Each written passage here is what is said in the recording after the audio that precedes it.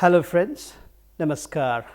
Having discussed the idea of new literatures in English and having settled the issue of the nomenclature of this field of study in our first talk in two parts, we now move on to take a look at the geographical and cultural locations of the texts in the course that we will take up for study, analysis and critical discussions in separate units later. The first two texts in our course are from Canada and the third from the Caribbean. In this talk, we will take a closer look at the geographies of these locations and their cultures. With a territorial expansion of 9.985 million square kilometers, Canada is geographically the second largest country in the world after Russia. Excluding Alaska, which is a part of the USA, Canada occupies a bigger share of the North American continent. Starting from the southern border with the USA, the far north parts of Canada extend right over and across to the north of the Arctic Circle. Alert in Nunavut, which is the northernmost and the largest territory of Canada, is the permanent human habitation closest to the North Pole. While the distance between Alert and the North Pole is just 817 kilometers, that between Alert and Ottawa, the capital of Canada, is 4,150 kilometers.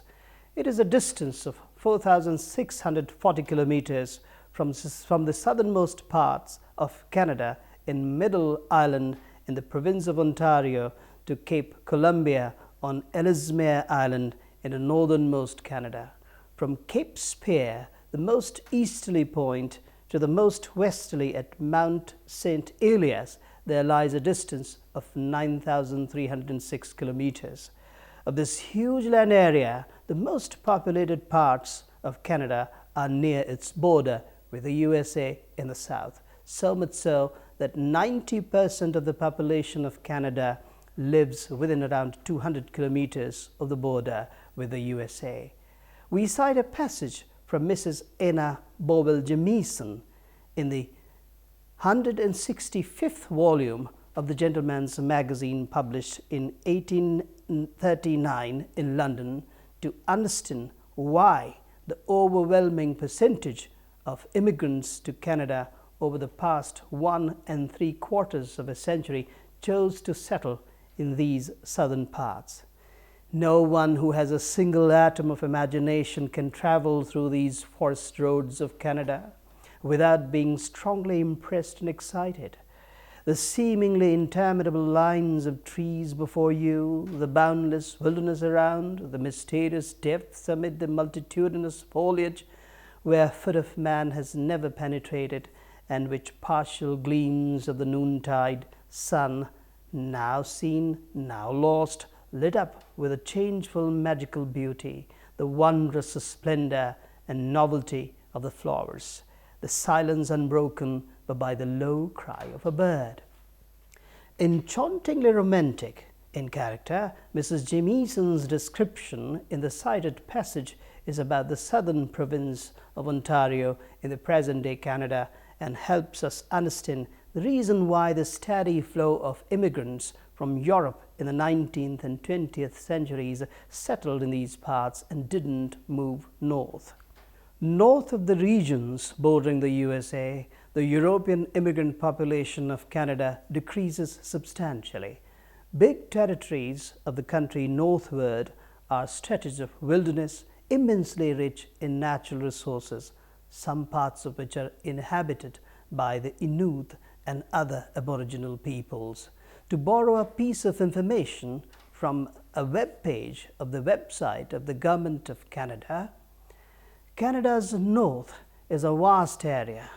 The three territories alone, Nunavut, Yukon, and Northwest Territories, encompass approximately 40% of the total area of Canada. It is an area of varying contrasts, from the taiga boreal forests of the subarctic region to the tundra, permafrost, and barren landscapes of snow and the ice of the Arctic.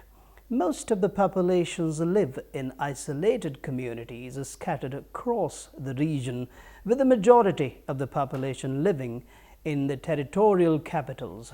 According to the 2006 census of population, 50% of the population in the three territories claim Aboriginal ancestry.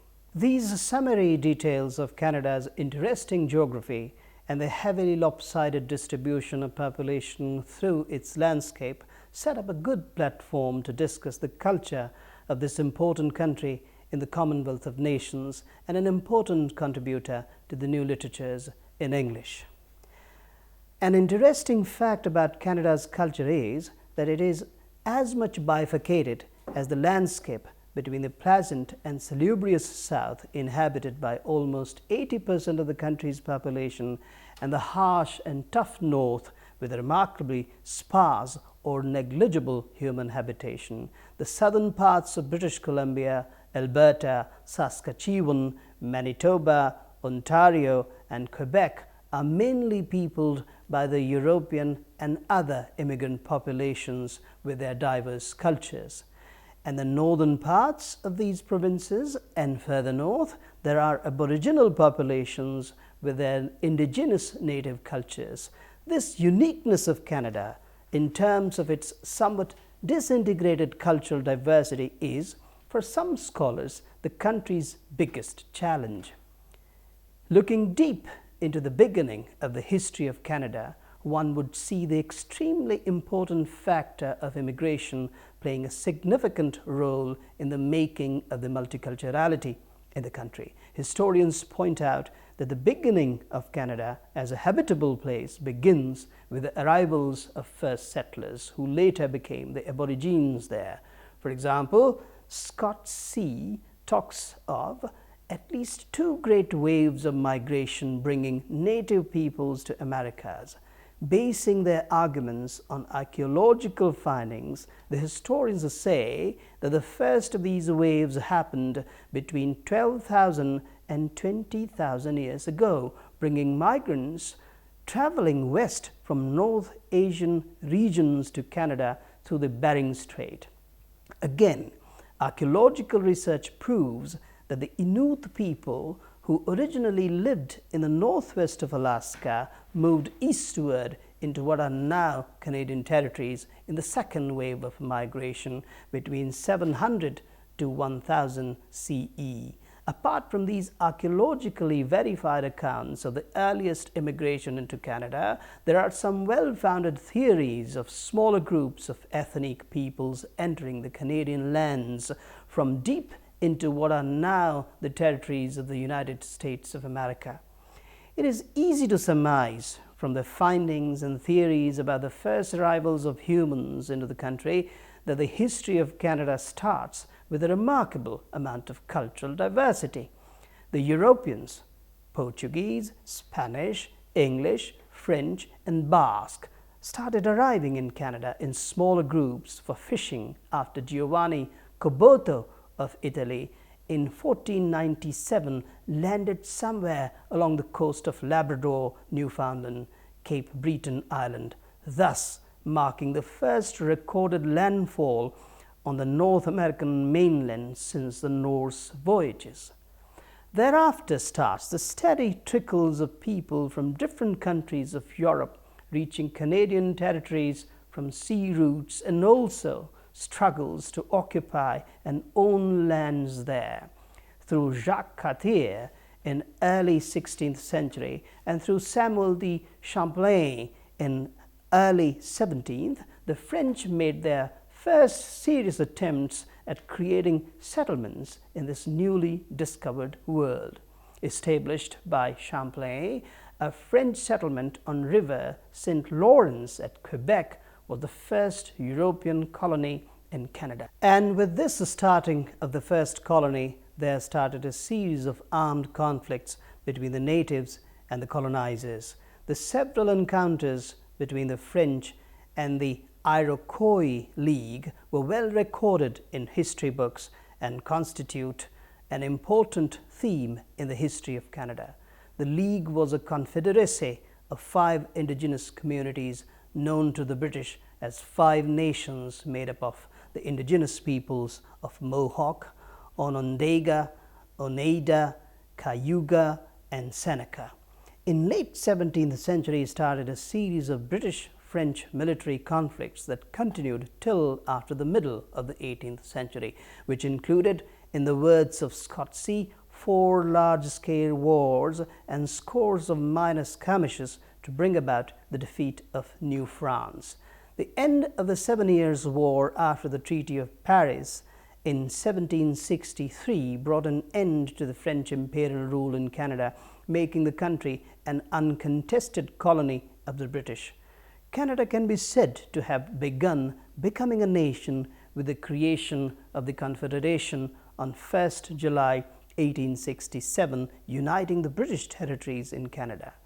In 1931, the nation earned its independence in foreign affairs through the Statute of Westminster, and it became fully independent after the patriation of its constitution in 1982.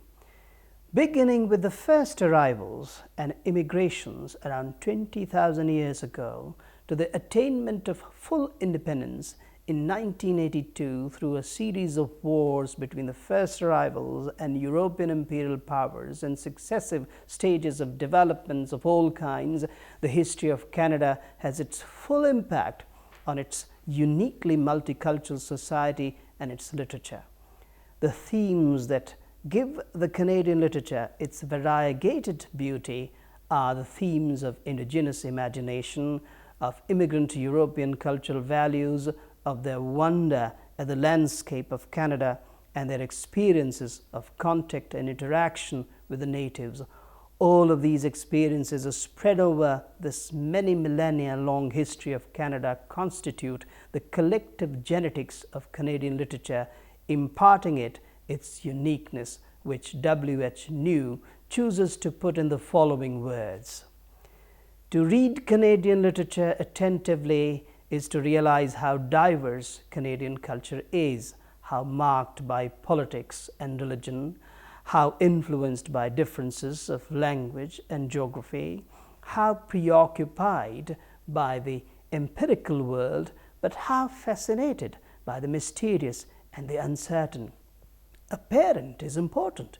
Illusion is everywhere, for repeatedly Canadian history has designed images of continuity and order which the social realities touch, but only sometimes reconfirm. Margaret Atwood's non-fictional critical work, Nature the Monster, and Maria Campbell's fiction-like memoir, Half-Breed, are the texts in this course that come from this Canada of many histories and multicultures, of the many communities of immigrant Europeans, and of the many clans of the Aborigines there, while Atwood's Nature the Monster is a record of the experiences of the successive generations of immigrant Europeans in this new and unfamiliar country. Campbell's Half-Breed is a memoir of a woman of the uniquely indigenous Métis community of Canada.